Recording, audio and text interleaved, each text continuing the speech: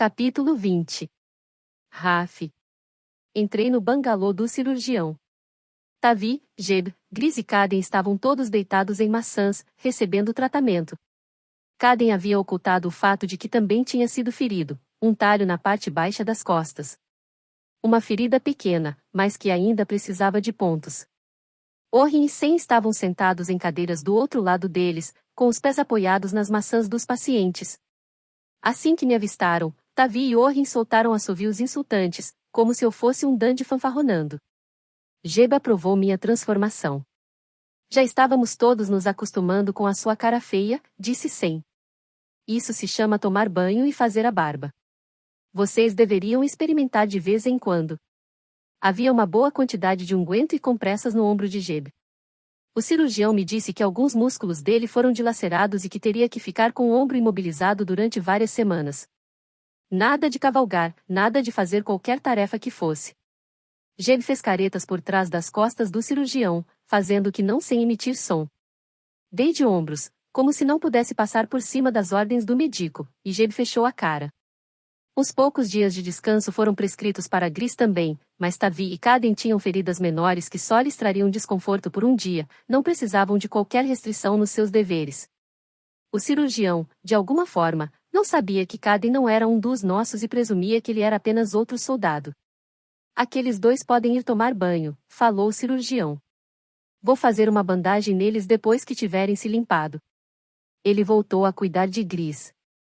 Kaden estava na parte de trás do bangalô mal iluminado, mas quando esticou a mão para pegar a camisa, ele entrou na luz da janela e eu vi as costas dele e a curta linha preta onde o cirurgião o havia costurado. E então, vi as cicatrizes. Profundas. Ele fora chicoteado. Ele se virou e me viu encarando-o. O peito também estava marcado por cicatrizes. Ele parou, e então vestiu a camisa, como se aquilo não importasse. Machucados antigos? Perguntei a ele. Sim. Antigos. Quão antigos seriam? Eu me perguntei, mas a resposta brusca deixou claro que ele não queria entrar em detalhes. Kaden tinha mais ou menos a mesma idade que eu, então machucados antigos queriam dizer que ele não passava de uma criança quando os adquiriu. Eu me lembrava de Lia dizendo que ele era morriguês, mas ela estava febril e quase adormecendo quando dissera isso, e eu achava que era algo improvável. Ainda assim, se ele havia apanhado tão severamente daquele jeito de vendanos, eu não podia entender como havia permanecido tão leal a eles. Ele terminou de abotoar a camisa. Tenho alguns soldados lá fora que vão mostrar a você onde ficam os locais de banho. Eles vão lhe dar umas roupas limpas também. Guardas, você quer dizer? Eu não podia permitir que ele andasse pelos arredores livremente, não apenas porque não confiava completamente nele, como também para sua própria proteção. As notícias do massacre do pelotão haviam se espalhado pelo acampamento. Qualquer tipo de vendano, mesmo que o rei tivesse dito que era de confiança moderada, não era bem-vindo ali. Vamos chamá-los de escolta, e respondi. Você se lembra dessa palavra, não? Juro a você que as suas escoltas serão bem mais agradáveis do que o Hicks e seu bando de brutos foram comigo. Ele olhou para o cinto e para a espada que ainda estavam em cima de uma mesa. Você terá que deixar essas coisas para trás. Eu salvei o seu rabo real hoje. E eu estou salvando o seu rabo vendano agora. Normalmente, quando me era designado ficar em Marabella, eu dormia nos alojamentos com o restante dos soldados, mas o coronel disse que isso não era adequado agora que eu era rei. Você tem que começar a agir como tal, insistiu, e Sen concordou.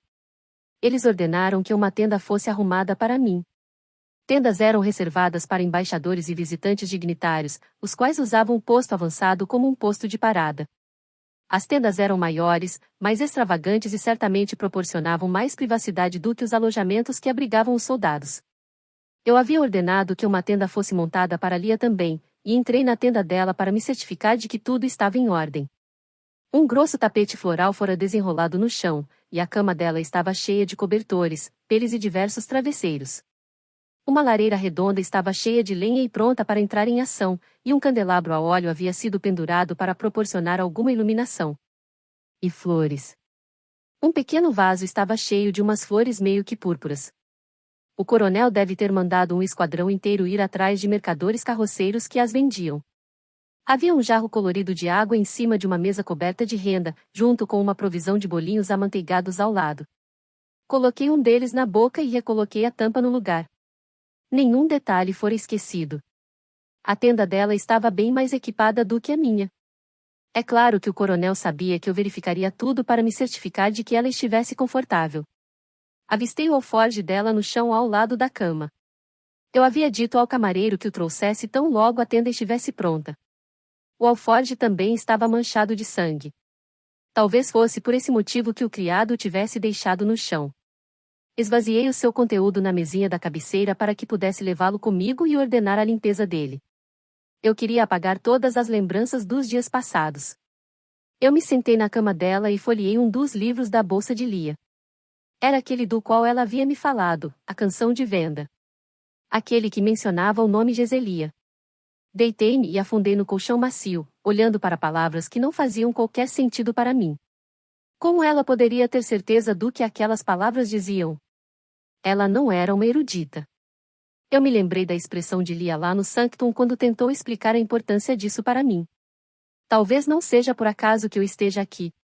Um calafrio havia subido aos poucos pelo meu pescoço quando ela falou aquelas palavras. Eu odiava a forma como Venda, fosse a mulher ou o reino, estava brincando com os medos dela, mas também me lembrava das multidões e da forma como elas cresciam a cada dia que se passava. Havia algo que não era natural em relação a isso, algo que não parecia certo para mim, algo que nem mesmo Comisar conseguia controlar. Coloquei o livro de lado. Isso ficaria para trás agora. O Sanctum, Venda, tudo. Inclusive a noção ridícula de Gris de que ela fosse a rainha deles. Nós estaríamos a caminho de Dalbrek em breve. Eu amaldiçoava o fato de não ter como ir embora naquele instante. O coronel não podia se dar ao luxo de nos prover uma escolta grande o bastante a ponto de agradar 100, mas ele disse que estava esperando que uma rotação de tropas chegasse em poucos dias e que nós poderíamos ir em segurança junto com as tropas que estariam de partida. Nesse ínterim, ele havia ordenado que o falcoeiro enviasse um trio rápido de Valspre a Falvort com a notícia da minha segurança e do meu iminente retorno. Ele falou que isso também lhe daria tempo para me atualizar quanto às questões da corte. Preparar-me, foram as palavras de aviso que vi nos olhos dele, mesmo que o homem não as tivesse dito. Eu sabia que o meu retorno à corte não seria fácil. Eu ainda estava tentando absorver o conhecimento de que os meus piores medos haviam se realizado. Tanto a minha mãe quanto o meu pai estavam mortos e eles tinham morrido sem saber do destino do único filho que tinham. Ondas de culpa passavam por mim. Mas eles sabiam que eu os amava. Disso, eles sabiam. Concordamos em esperar até amanhã, depois que eu estivesse descansado, para discutir os detalhes das mortes dos meus pais e de tudo o que havia acontecido desde então. O gabinete ficaria furioso quando soubesse onde eu estivera e os riscos que correrá. Eu teria que me esforçar um pouco para recuperar a confiança deles. No entanto, Lia estava viva, e eu faria tudo aquilo de novo se necessário fosse. Uma vez que meu gabinete a conhecesse, eles também entenderiam isso.